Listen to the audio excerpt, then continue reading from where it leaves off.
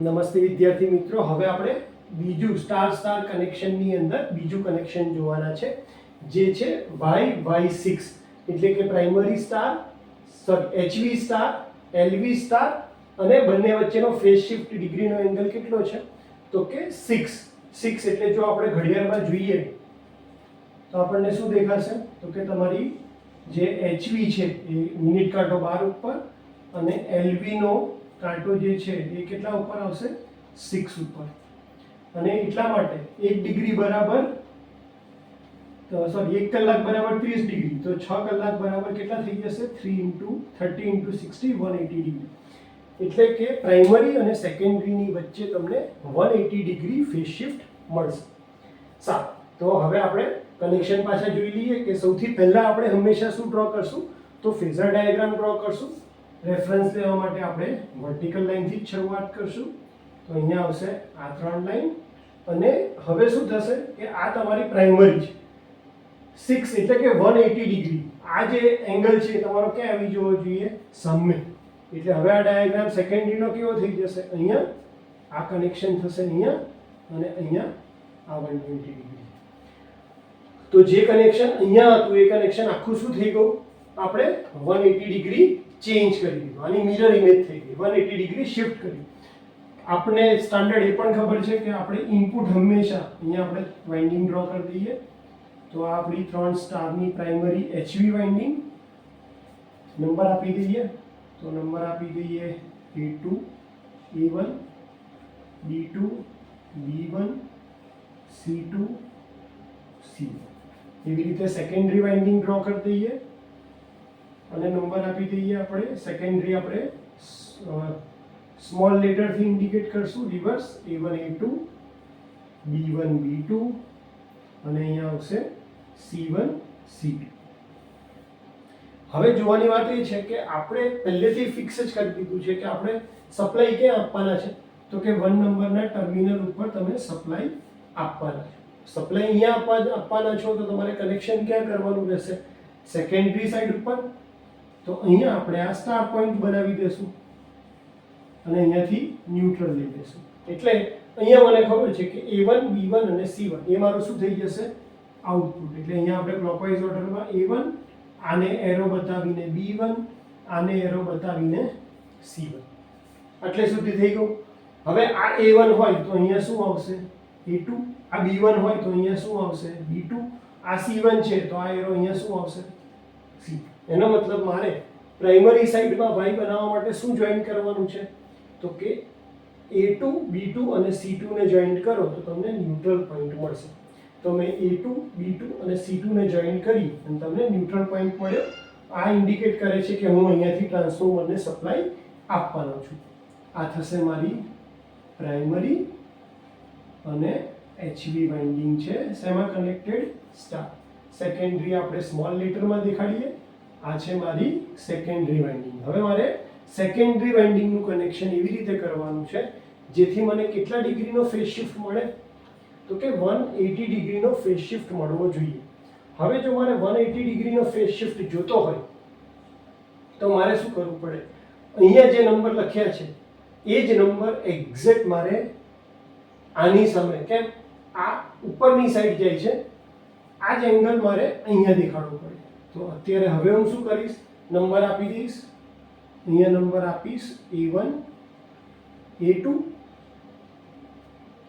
આ એંગલ કઈ લાઈન છે, આને પેરેલલ આ લાઈન છે, તો અહીંયા નંબર શું આપીશ જે અહીંયા સિક્વન્સમાં લખ્યા છે શું આપીશ B2 B1, અને આ જે એંગલ છે એ કોને પેરેલલ છે આને, એટલે કે C1 અને C2.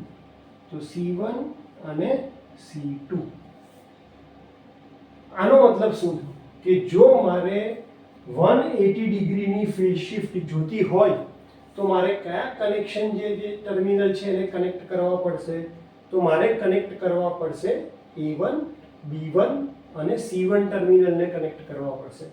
એટલે હવે હું કનેક્શન ક્યાં આપું છું, A1 B1 અને C1 ટર્મિનલને કનેક્ટ કરી રહ્યો છું. આ 3 ટર્મિનલને કનેક્ટ કરી દીધા તો શું થશે? અહીંયાથી મને શું મળી જશે?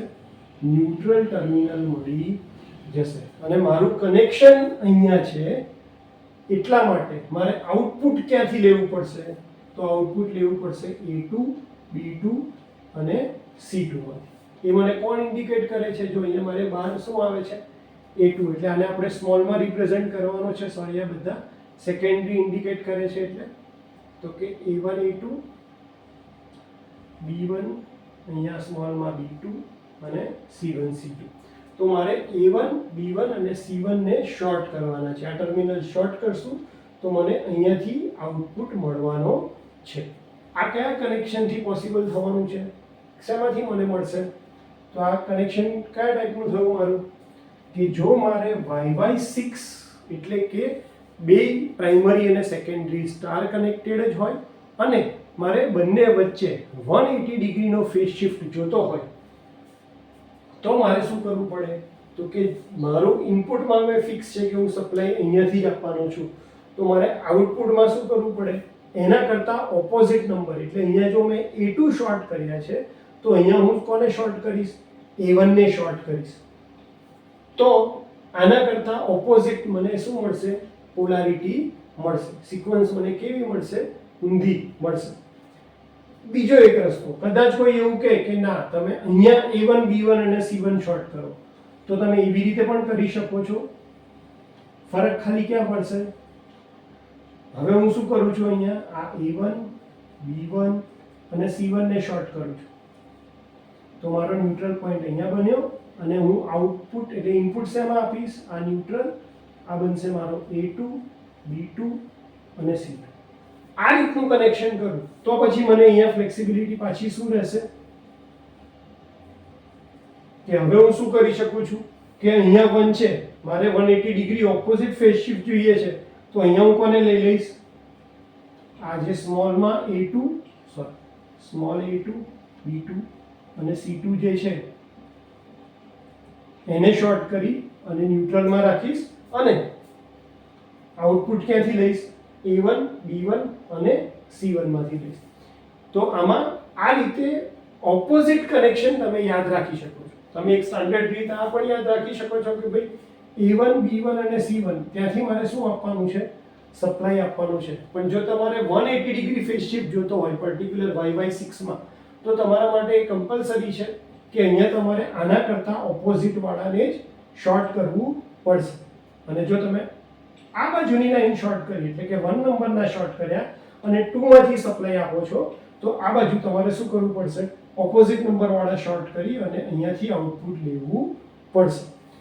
તો આના ઉપરથી આપણે એક શોર્ટકટ એવો યાદ રાખી શકીએ કે YY0 માટે આપણે શું કરીએ છીએ?